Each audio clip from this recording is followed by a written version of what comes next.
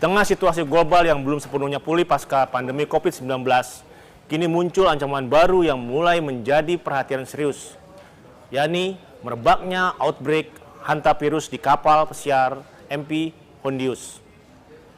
Sebenarnya virus ini sudah dikenal dunia medis sejak lama, namun kembali menjadi sorotan setelah muncul kasus infeksi di kapal pesiar MV Hondius. Virus ini memiliki tingkat kematian yang jauh lebih tinggi dibanding COVID-19. Bahkan data Organisasi Kesehatan Dunia atau WHO menyebut tingkat fatalitas hantavirus bisa mencapai 38 hingga 50%. Artinya, dari 2 orang yang terinfeksi berat, 1 diantaranya berpotensi meninggal. Bandingkan dengan COVID-19 yang pada awal pandemi memiliki tingkat kematian global sekitar 2 hingga 3%. Pemerintah Indonesia langsung meningkatkan kewaspadaan terhadap penyebaran hantavirus ini. Menteri Kesehatan Budi Gunadi Sadikin mengatakan hantavirus termasuk virus berbahaya, sehingga pemerintah langsung melakukan koordinasi dengan WHO untuk memperkuat langkah antisipasi. Virus ini kan virus yang lumayan berbahaya. Jadi kita udah koordinasi dengan WHO. Kita minta guidance untuk bisa lakukan screeningnya. Ya. Tapi yang hasil masukan yang kita terima, reagen yang digunakan di mesin PCR. Kita beruntung sekarang kan mesin PCR kita udah banyak. Jadi untuk deteksi virus ini harusnya bisa lebih mudah. Cuma dipastikan reagennya masih khusus. Jadi sekarang kita masih fokus ke surveillance supaya kalau ada apa-apa kita bisa cepat tahu. Pemerintah mulai menyiapkan berbagai langkah mitigasi untuk mencegah kemungkinan penyebaran lebih luas. Salah satunya menyiapkan sistem screening melalui rapid test serta pemeriksaan PCR guna mendukung identifikasi kasus secara cepat. Selain itu, pemerintah juga memperketat pengawasan kesehatan agar potensi penularan dapat segera dideteksi jika muncul kasus mencurigakan di Indonesia. Berbeda dengan COVID-19 yang mudah menyebar lewat droplet dan aerosol antar manusia, hantavirus butuh paparan khusus. Virus ini dibawa oleh hewan pengerat, terutama tikus.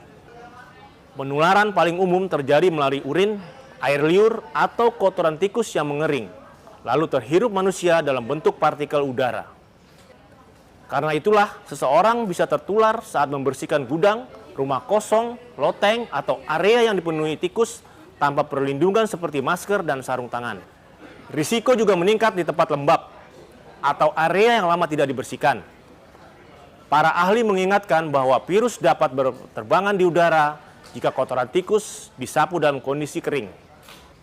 Karena itu masyarakat diminta tidak membersihkan area yang terkontaminasi secara langsung atau sembarangan.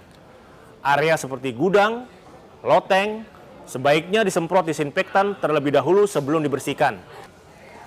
Hantavirus terbagi menjadi 2 kelompok penyakit utama.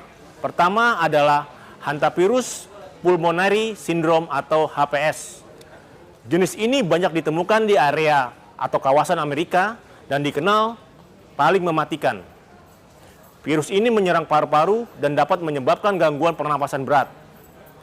Gejalanya biasanya diawali demam, nyeri otot, sakit kepala, mual, hingga tubuh terasa lelah.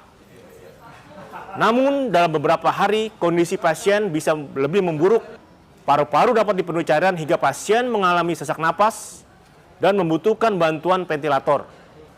Jenis kedua adalah hemorrhagic fever with renal syndrome. Penyakit ini lebih sering ditemukan di Asia dan Eropa. Berbeda dengan HPS, HFRS menyerang ginjal dan pembuluh darah. Gejalanya dapat berupa demam tinggi, tekanan darah rendah, hingga pendarahan dan gagal ginjal akut. Kedua penyakit ini sama-sama berbahaya dan membutuhkan penanganan medis intensif. Inilah yang membuat virus ini semakin menjadi perhatian dunia kesehatan. Penanganan pasien umumnya dilakukan melalui perawatan intensif di rumah sakit. Pasien dengan gangguan pernapasan berat biasanya membutuhkan bantuan oksigen hingga ventilator.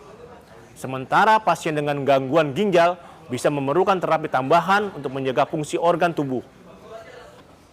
Karena belum ada pengobatan spesifik, langkah terbaik saat ini adalah pencegahan. WHO mengingatkan masyarakat untuk meningkatkan kewaspadaan, terutama saat membersihkan area yang berpotensi terkontaminasi tikus. Gunakan masker, sarung tangan, dan hindari menyapu area kering yang penuh kotoran tikus. Desinfektan dianjurkan digunakan terlebih dahulu agar virus tidak berterbangan di udara. Meski tidak menyebar secepat COVID, hantavirus memiliki tingkat kematian yang jauh lebih tinggi dan belum memiliki vaksin maupun obat khusus. Karena itu, kewaspadaan dan